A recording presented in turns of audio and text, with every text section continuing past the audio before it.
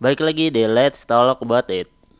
Di Indonesia sudah banyak para penggemar dan pemerhati negara Jepang, termasuk Mimin, mantan, dan sudah pasti banyak yang tahu perihal kondisi negara Jepang yang sedang mengalami defisit populasi. Sebuah ironi di mana negara yang sudah dikategorikan maju memiliki angka kelahiran yang lebih sedikit ketimbang angka kematian, dan itu bisa membawa Jepang menuju jurang kejatuhan suatu hari nanti. Kawan-kawan mungkin sudah tahu lah ya, tapi pernah kepo nggak? Dampak-dampak buruk realnya apa aja sih apabila Jepang terus dalam kondisi jumlah populasi yang menurun? Maka dari itu, enakin tempat duduknya, siapin cemilannya, pasang konsentrasi tingkat tinggi, itu yang kita akan bahas di Let's Talk About It. Let's Talk About It. Bagian 1, penurunan populasi. Defisit populasi negara Jepang sudah dialami secara signifikan sejak tahun 2011. Menurut data situs worlddata.info, di tahun 2011 jumlah penduduk Jepang di angka 127,83 juta jiwa dengan angka kelahiran sekitar 1.088.500-an bayi dan kematian di angka 1.216.000-an jiwa. Berarti Jepang kehilangan 128.000 orang. Dilihat data pada masa pandemi di tahun 2020, jumlah penduduk Jepang sudah menurun di angka 126,26 juta jiwa dengan angka kelahiran 850 bayi dan angka kematian 1,4 juta jiwa. Saat itu Jepang kehilangan warganya sekitar 550.000 jiwa. Berdasarkan data tadi, diprediksi angka kelahiran akan menurun di angka 750.000 bayi saja di tahun 2036, 18 tahun kemudian ya. Tapi di tahun 2021, data kelahiran bayi jumlahnya hanya 750.000. Ini merupakan sebuah mimpi buruk karena prediksi untuk tahun 2038 terjadi di tahun 2021, 18 tahun lebih cepat.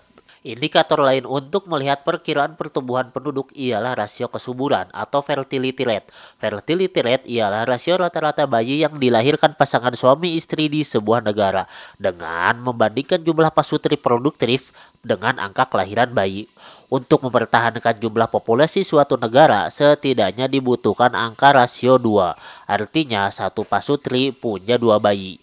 Data dari World Bank tahun 2022, Indonesia fertility rate-nya 2,27, Pakistan 3,39, India 2,18, dan berapa Jepang?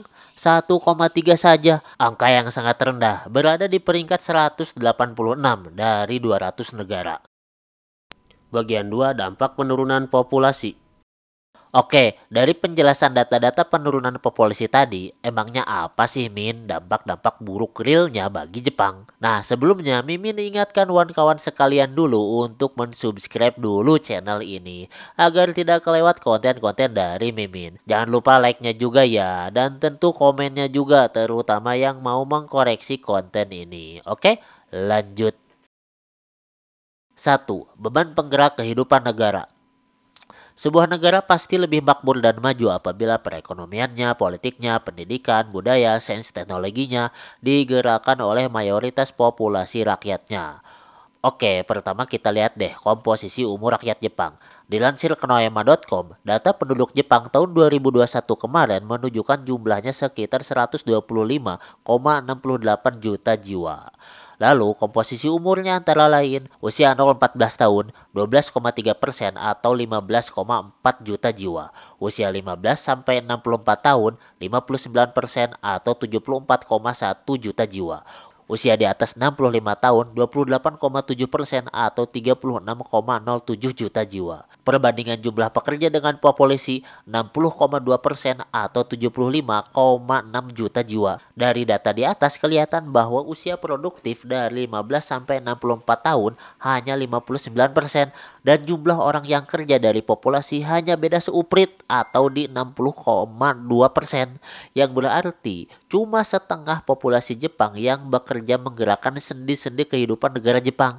Ibaratnya ada perahu dayung isi 10 orang, tapi cuma 6 orang aja yang sanggup mendayung. 4 orang lain gak sanggup karena jompo dan anak-anak. Kebayangkan 6 orang tadi kerja kerasnya kayak gimana? 2. Penyusutan ekonomi. Kita mungkin sering melihat Jepang dari perusahaan-perusahaannya, ekspor-impornya, etos kerjanya, dan indah dan gemerlapnya kehidupan sosialnya. Dengan demikian, kita sering memandang Jepang sebagai negara maju makmur tajir dari segi ekonomi. Ta- Tapi tahukah kawan-kawan sekalian bahwa sebenarnya kunci majunya ekonomi tersebut ialah karena populasi Jepang yang banyak. Lah, kok bisa? Kan ekspor Jepang bagus, produk-produknya pun bagus-bagus. Nah, gini, kalau ditinjau dari teori ekonomi neoklasik, pertumbuhan ekonomi ditekankan pada rangkaian kegiatan produksi, akumulasi modal, penggunaan teknologi mutakhir, dan berujung di hasil outputnya. Pertumbuhan penduduk bisa berdampak negatif atau positif dan harus dimanfaatkan sebagai sumber daya yang bermanfaat. Jepang kan udah bisa dalam produksi, penanaman modal, teknologinya udah mutakhir dan produknya pun sudah mantep-mantep. Dan populasi rakyatnya menjadi sumber daya yang produktif karena di samping sebagai tenaga kerja dalam produksi, mereka juga mengkonsumsi produk dalam negerinya dengan jumlah yang besar. Jadi, muter tuh jual beli pasar domestiknya, produksinya jalan, lapangan kerja tersedia, kebutuhan nasional terpenuhi, nilai GDP Jepang pun terus membaik, dan besarnya nilai perputaran uangnya pun segambreng dong. Semakin besar pula pendapatan dari pajak untuk pemerintahnya. Kegiatan itu dijalankan oleh total populasi yang 125 jutaan itu. Sedangkan kalau dilihat dari teori pertumbuhan ekonomi modern, Jepang sudah pada tahap konsumsi tinggi, di mana sektor industri ialah yang memimpin. Pendapatan nilai per kapita terus meningkat sehingga sebagian besar masyarakat mengalami konsumsi yang melampaui kebutuhan dasar. Nah, ditambah banyaknya populasi Jepang membuat konsumsi output produksinya dapat terserap dengan banyak. Ya sama kayak sebelumnya, pasar domestiknya lancar jaya, pajak masuk terus, dan kebutuhan nasional terjaga. Nilai kegiatan ekonominya pasti gede banget karena dijalankan oleh 125 juta rakyat Jepang itu. Nah, ini kunci populasi yang banyak yang menggerakkan perekonomian Jepang. Tapi kan Min, nilai ekspor Jepang kan gede. Lihat aja barang-barang Jepang di pasar kita kan banyak. Nah, tentunya mereka nggak bakalan ekspor dulu ke luar negeri kalau tuh barang-barang masih dibutuhin di dalam negerinya. Mending buat rakyatnya dulu lah. Jangan salah, Jepang ialah negara nomor 11 dengan populasi terbanyak di dunia. Tidak ada satupun negara Eropa yang menyamai. Kebayangkan kalau seandainya jumlah populasinya semakin menyusut, ngaruh bangetlah ke kegiatan pasar domestiknya juga. Ya asalnya gede, jadi terus mengecil, secara bertahap menurunkan GDP dan pendapatan pajak untuk kas negara. Nah, yang bikin serem tuh, nilai kebutuhan dan jaminan sosial atau social security yang nggak akan pernah turun malah terus naik. Ngomongin nilai social security se-nasional Jepang, dari beberapa channel yang menjadi sumber mimin seperti Aksogo dan Asian Boss, tahun 1990-an itu sekitar 11,5 triliun yen. Sedangkan di tahun 2018 kemarin di angka 33 triliun yen. Diperkirakan 50 triliun yen di tahun 2038. Hal itu menyebabkan beban ekonomi yang ditanggung oleh setiap individu produktif kerja akan semakin bertambah. Imbasnya bisa jadi kerjaannya jadi semakin nambah dan semakin berat. Wong yang produktif kerjanya juga semakin sedikit kok. Kalau dari kacamata Mimin, golongan usia produktif kerja akan diperes untuk jadi penggerak ekonomi Jepang yang semakin lama malah semakin besar beban kebutuhannya. Kalau jumlah mereka nggak cukup banyak, ya otomatis pergerakan ekonominya jadi melamban dan meramping. Hingga Jepang mengalami kemunduran sebagai negara maju. 3. Perubahan sosial masyarakat. Hal yang paling terasa banget dari turunnya populasi ialah matinya daerah-daerah urban atau pinggiran kota. Yang terkenal ialah kisah desa Nagoro. Desa ini hanya dihuni 27 orang. Itu pun usia lanjut semua. Yang termuda di usia 60 tahunan. Gak ada anak-anak alay remaja ABG yang nangkring-nangkring sambil mabar kayak di kita. Sampai seorang warga desa membuat banyak boneka dan disimpan di rumah, pinggir jalan, pasar, sawah, dan sekolahan karena ngerasa pengen rame aja kayak dulu lagi.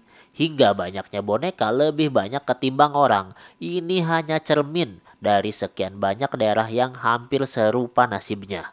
Di daerah-daerah pinggiran tertentu, rumah-rumah sudah banyak yang ditinggalkan penghuninya. Kalau di Jepang namanya Akia, artinya ya rumah kosong yang ditinggal gitu. Kalau mau beli pun kita gampang banget buat nyarinya di Google. Kasus rumah-rumah kosong yang ditinggal udah banyak banget, sampai satu daerah nggak ada orangnya akibat ya pada cabut warga-warganya. Pemerintah pun membuat program khusus akan memberikan rumah kosong itu secara gratis apabila mau tinggal di daerah yang kosong itu juga. Tujuannya menghidupkan kembali wilayah yang mati dan menambah populasi. Silahkan kalau kawan-kawan ada yang mau dapat rumah gratis tinggal ke Jepang. Tapi untuk sementara nggak bisa ngegosip dulu sama tetangga ya. Enak loh bisa nyetel dangdut keras-keras. Sudah dibahas bahwa populasi Jepang sekitar 29%-nya ya dipastikan lah ya, 30%-nya merupakan lansia di atas 65 tahun yang kemungkinannya sudah tidak lagi produktif. Para senior ini ya maaf-maaf ya, kita tahu bahwa ya orang tua susah menerima hal baru. Takutnya dikhawatirkan tidak mudahnya para lansia ini beradaptasi terhadap perubahan menghambat upaya-upaya Jepang memperbaiki kondisinya. Ditakutkan 30 populasi lansia ini banyak yang tidak memiliki tabungan cukup alias ekonomi lemah. Ya makin rumit aja masalahnya karena ya mereka itu jadi golongan yang perlu diurus, bukan golongan yang bisa membawa perubahan signifikan kepada masyarakat Jepang. Ya kembali ke beban yang harus dipikul oleh 60% masyarakat produktif. Semakin berat, dikhawatirkan beban ini membuat perilaku dan kondisi mental masyarakat produktif terganggu.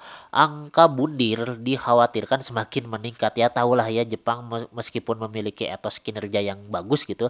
Tetapi efeknya memandang bundir itu salah satu jalan keluar dari permasalahan hidup.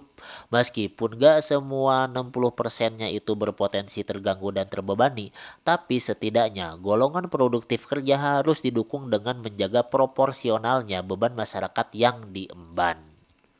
4. Terancamnya stabilitas dan kekuatan nasional. Dari tadi kita dah bahas yang mayoritas berkaitan ekonomi dan sosial, terutama terhadap yang secara langsung menyebabkan menurunnya GDP nasional dan pendapatan pajak. Nah, sekarang sektor ketahanan nasional seperti militer. Bisa jadi suatu saat negara lain bisa berani keluar masuk dan ilegal lah kayak gitu ya.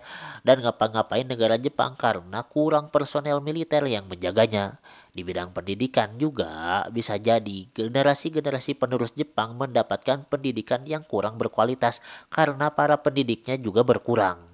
Bidang kebudayaan, budaya-budaya Jepang bisa banyak yang hilang dan terlupakan karena pelestarinya nggak ada.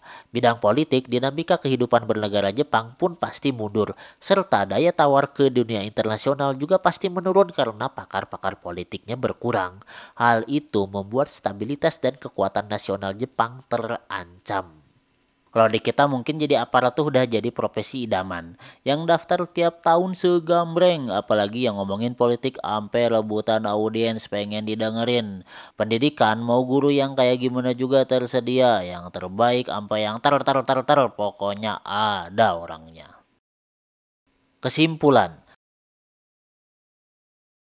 Kesimpulannya, menurunnya populasi di Jepang setidaknya membawa pengaruh buruk antara lain 4 hal. 1. Beratnya beban penggerak kehidupan negara. 2. Menyusutnya ekonomi. 3. Perubahan kehidupan sosial masyarakat. 4.